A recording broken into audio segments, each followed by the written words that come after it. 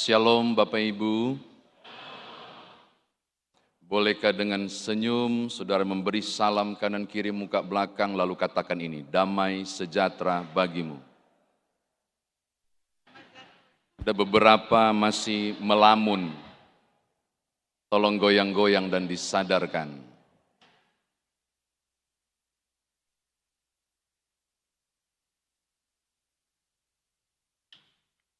Tadi saya tanya ke P1, jam 9 ini banyak sekali yang datang ya. Oh ini belum banyak Pak, nanti pas sudah memulai baru banyak sekali. Lalu saya bilang begini, oh jemaat lonceng 3. Jemaat yang hadir ketika ibadah sudah mulai. Tersinggung deh. Dong, siapkan waktu. Hadir on time untuk Tuhan. Kebaikan yang engkau tabur, bagaimanapun akan kembali kepadamu. Saya kira statement ini Bapak Ibu sering dengar.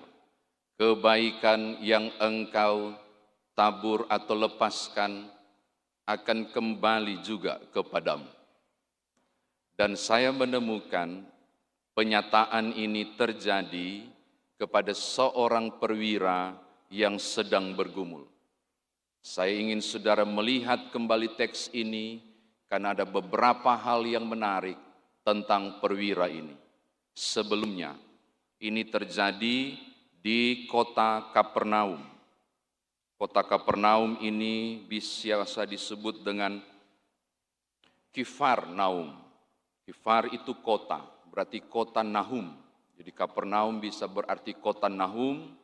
Ini terletak di dekat sungai Yordan, juga berdekatan dengan Danau Genesaret, yang sekarang biasa disebut dengan Kinneret.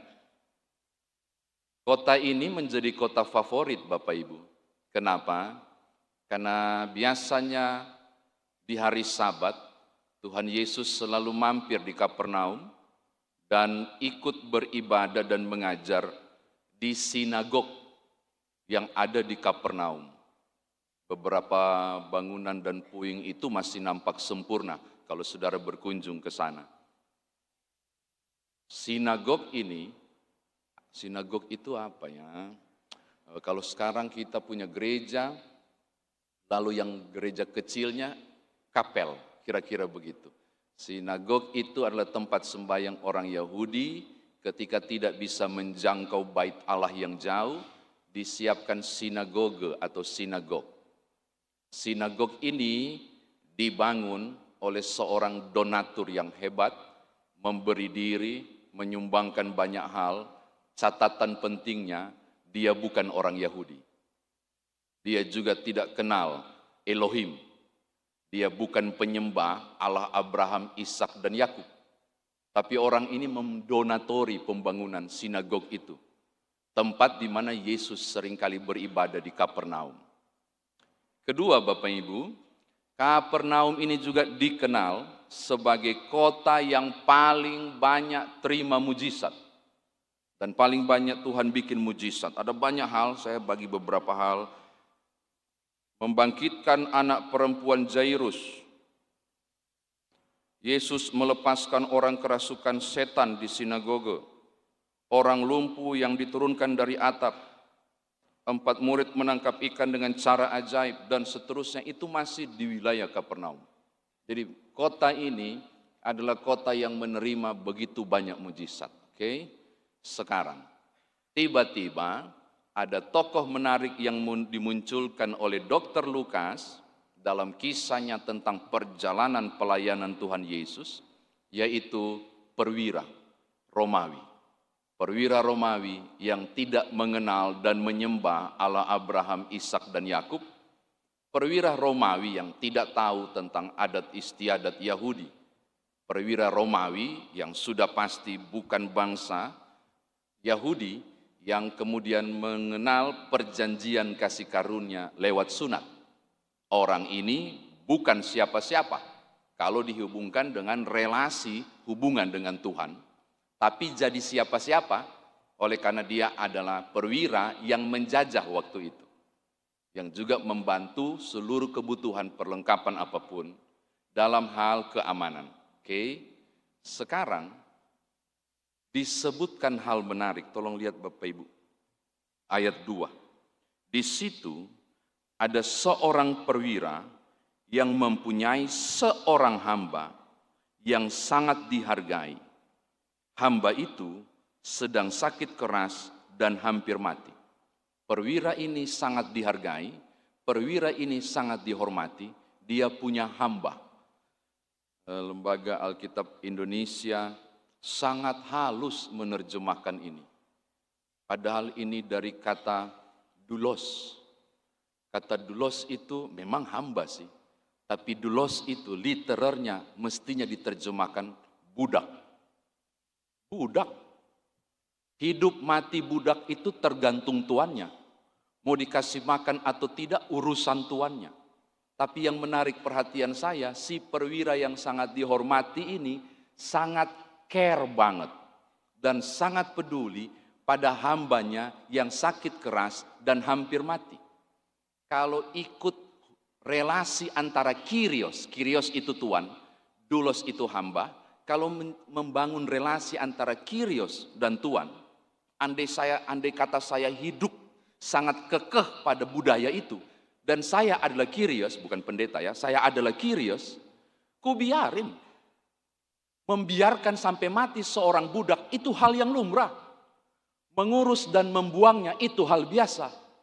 Tapi Alkitab bilang sesuatu yang menarik tentang perwira ini. Dia berupaya supaya hambanya ini bisa sembuh. Sampai harus mengutus banyak orang. Ini catatan saya yang pertama. Yang kedua, awal-awal saya baca teks ini Bapak Ibu, aku curiga dengan perwira ini. Ini terlalu tinggi hati. Mentang-mentang perwira, mentang-mentang dia punya jabatan, dia enggak datang temui Yesus. Bahkan ayat 3 bilang begini, ia menyuruh beberapa tua-tua Yahudi. Bapak Ibu, kalau bicara tua-tua Yahudi, dalam komunitas Yahudi itu sangat dihormati, sangat dihormati. Lalu dia terkesan angkuh bilang begini, tolong pergi ke Yesus, sampaikan saya butuh dia, hambaku lagi sakit. Aku menghayalkan, ini sombong banget ini perwira. Begitu angkuh, mentang-mentang punya jabatan. Tapi dugaanku salah. Kalau Bapak Ibu baca ayat 6 bagian akhir dan ayat 7 bagian awal. Wow, dia bilang begini di ayat 7 bagian awal. Aku menganggap diriku tidak layak datang kepadamu. Dalam pengertian, aku memang punya jabatan dan posisi, tetapi engkau terlalu tinggi dan terlalu kuhormati. Saya bukan siapa-siapa, aku tidak mungkin datang. Ayat 6 bagian akhir lebih luar biasa lagi. Stop, tolong sampaikan ke Yesus, jangan masuk ke rumahku. Rumahku ini tidak layak dia injak. Saudara tangkap, ini bukan kesombongan ternyata. Dia tidak datang menjumpai Yesus, cuma suruh orang. Karena dia merasa dia terlalu rendah dibandingkan pribadi yang luar biasa tinggi itu. Dan aku heran, orang ini bukan orang bersunat. Orang ini tidak percaya kok pada hal-hal yang berbau rohani berhubungan dengan keyakinan, keagamaan, spiritualitas Yahudi. Mestinya dia tidak menganggap siapa Yesus dan tidak perlu dihormati. Pertanyaan saya, dari mana dia memiliki keseganan dan rasa hormat itu? Pada pribadi yang besar itu, saudara tahu dia dapat dari mana? Tolong lihat ayat 3. Banyak orang mengabaikan ini. Ayat 3 bagian awal. Ketika perwira itu mendengar tentang Yesus. Ya ampun, cuma dengar. Yesus itu menyembuhkan. Yesus itu mengajar. Yesus itu bla bla bla. Beda dengan Thomas, sebelum aku menusuknya, aku tidak percaya. Perwira ini menggantungkan pengharapannya kepada Yesus dan menghormatinya luar biasa, serta meyakini bahwa dia punya hamba pasti sembuh. Modalnya cuma satu, bukan lihat, cuma dengar-dengar bahwa Yesus bisa bikin sesuatu. Saudara tangkap dan saudara tahu. Tolong lihat ayat yang ke-9, ini catatan ketiga. Modal dengar-dengar doang. Tapi Yesus Maha tahu di kedalaman hatinya. Menelisik, saya percaya. Kalau saudara meragukannya, masa iya, kita harus percaya. Yesus pasti telisik. Di scanning ini perwira ini, sereng. Lalu dia bilang begini, berdasarkan omongan tadi, cukup komando saja. Engkau enggak usah masuk, beri perintah. Pasti hambaku sembuh. Dia bilang di ayat yang ke-9, yang model begini. Dia bilang ke orang banyak sambil balik belakang, dengar, yang model kayak begini, saya belum menemukan iman sebesar ini, termasuk di kalangan orang Yahudi sekalipun. Coba, hanya berdasarkan pendengaran, Yesus scanning dia dan menemukan orang ini memiliki iman yang luar biasa.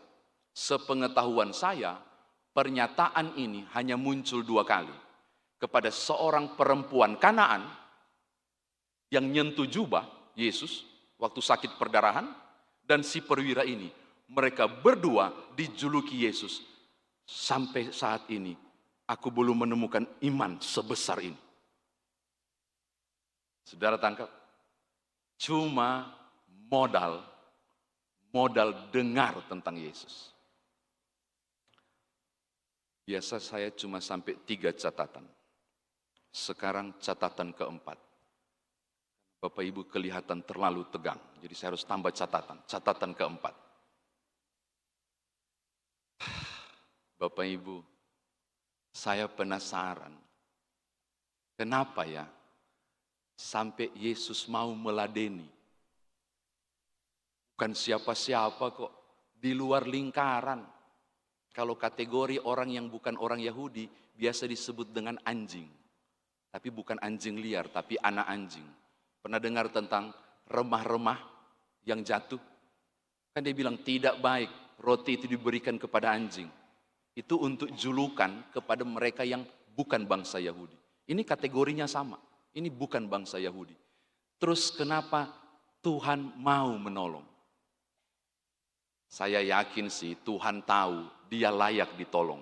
Saya percaya Yesus tergerak oleh belas kasihan karena dia sudah duluan scanning ini iman yang luar biasa ini. Saya tahu.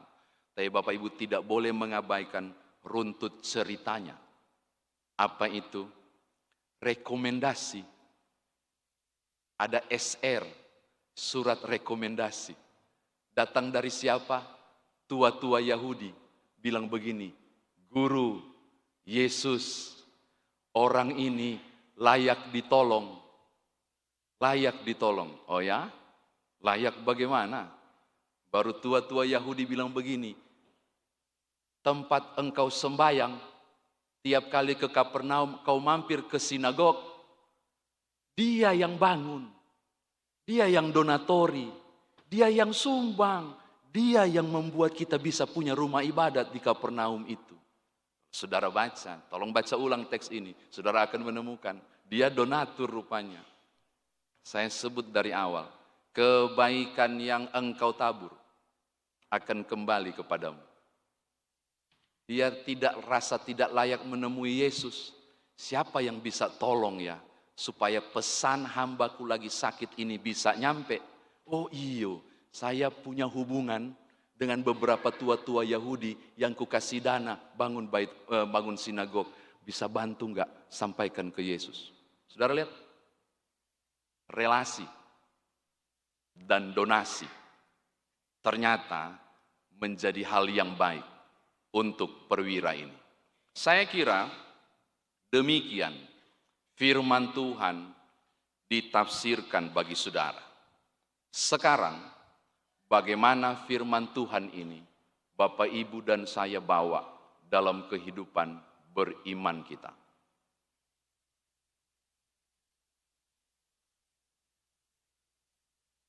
Selama saya menjadi pendeta hampir 20 tahun full time ini, belum pernah dapat undangan, pendeta, kami mau bikin pengucapan syukur. Kenapa? Baru saja suami tambah infus genap 18 botol, belum pernah. Mau pengucapan syukur, kenapa? Vonis dokter, kenapa? Karena dokter vonis tinggal 3 bulan tapi hidup, belum pernah. Saya belum pernah mendapatkan orang mengundang mengucap syukur karena keburukan hidup. Selalu kebaikan. Karena umumnya orang akan bereaksi positif pada hal-hal positif dan bereaksi negatif terhadap hal-hal yang negatif. Orang sulit tersenyum pada Tuhan ketika yang diminta datang terbalik. Orang yang percaya pada Yesus Kristus, beberapa kondisi tertentu mendekati Tuhan dalam keyakinan iman karena kebutuhan atau karena ada maksud tertentu. Padahal dari awal dia sudah jadi Kristen, maka mestinya ketika tidak dapat sesuatu, pergumulan datang, persoalan berlimpah, imannya mestinya tidak goyah karena dia mengalami Yesus yang luar biasa. Saya mau katakan kepada saudara, barang siapa Bapak Ibu Saudara yang ragu iman, yang mulai goyah oleh karena sesuatu yang saudara hadapi dan mulai berpikir bertanya, di mana Tuhan? Hari ini kita harus malu terhadap iman seorang perwira kafir yang cuma modal dengar tentang Yesus dikategorikan sebagai memiliki iman yang besar. Hari ini kita mestinya malu kalau andai kata hanya karena persoalan tertentu engkau mundur dari pelayanan, engkau keluar dari persekutuan, engkau goyah dan tertentu. Kita malu karena pernah terjadi orang yang cuma dengar tentang Yesus memiliki iman yang luar biasa apapun yang terjadi. Saya mau katakan, saudara dan saya, kita harus memiliki kecemburuan rohani terhadap perwira yang dikisahkan ini. Ini hal yang pertama. Hal yang kedua, hari ini bertepatan dengan syukur Yayasan Diakonia.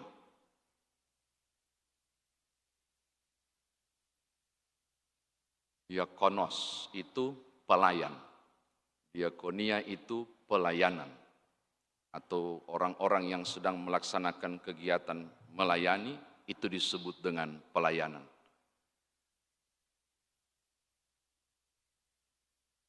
Tidak layak secara budaya perwira ini diselamatkan.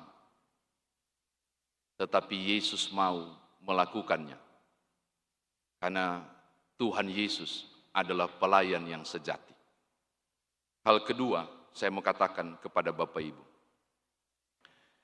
tidak harus menunggu alasan untuk saudara dan saya bergerak melaksanakan diakonia, tanggung jawab pelayanan kita. Tidak harus cari situasi yang pas untuk saudara terlibat supaya punya alasan untuk berkarya melayani bagi Tuhan. Dalam syukur Yayasan Diakonia ini, saya mau menunjuk hal ini kepada saudara, bahwa Tuhan Yesus mengerjakan tanggung jawab pelayanan tanpa memandang muka dan memilah budaya. Maka mestinya hari ini kita membangun tekad bersama untuk belajar lebih peduli, mengerjakan tanggung jawab pelayanan saudara dalam berbagai bentuk apapun yang dipercayakan Tuhan. Ini ada komisi diakonia. Saya paling Susah kalau tiba-tiba dapat WA, Pak Pendeta, tolong teruskan di grup WA jemaat, karena kalau pendeta yang teruskan pasti oke. Apa itu? Orang sakit. Jadi saya tulis, Bapak Ibu mohon dukung dalam doa. Bapak ini sedang kritis di rumah sakit. Itu langsung direspon Bapak Ibu oleh warga jemaat. Aduh, ini di YouTube ya, orang karis dengar lagi itu. Langsung, puji Tuhan, kami akan menopang dalam doa, kami dukung dalam doa. Muncul lagi Mazmur 41 ayat 4. Tuhan membantu dia di ranjangnya waktu sakit, di tempat tidurnya kau pulihkan sama sekali. Kami dukung, kami dukung. Baik pendeta, kami akan topang dalam doa. Lalu saya iseng, lewat 1 hari, ku japri beberapa orang. Pak, kemarin sudah berdoa enggak buat Bapak itu? Sorry Pak, lupa. Berapa banyak orang WA, kalau berita sakit, kami dukung dalam doa. PHP, betul, koreksi saya dari mimbar ini, PHP, banyak cuma kami dukung dalam doa. Padahal tidak berdoa. Lip service, bertobatlah. Iyo, itu janjimu, itu diakoniamu. Sederhana. Diakonianya seperti itu aja sudah sederhana. Mendukung dalam doa. Apalagi menopang kerja tiap program diakonia. Kita tidak tahu ada berapa banyak perwira-perwira yang mundur dan tidak mau mendekati kekudusan karena merasa tidak layak. Maka kelompok-kelompok yang peduli akan menjadi alat Tuhan menyalurkan berkat. Amin. Itu loh. Jadi jadilah tua-tua Yahudi yang menjadi penghubung untuk perwira ini. Terakhir, kayaknya sudah 20 menit. Karena kemarin pembinaan dengan presbiter.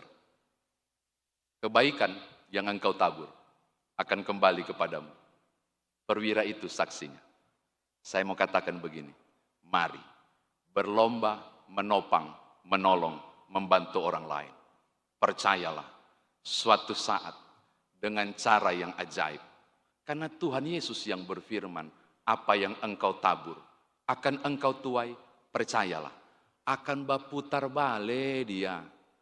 Kebaikan itu akan menemui saudara. Mungkin bukan engkau, suami, istri, anak-anak, atau cucu-cucu. Yang pasti, kalau engkau menabur baik dalam pelayanan diakonia misalnya, kebaikan itu akan datang untukmu. Tuhan berkati Bapak Ibu, haleluya. Amin.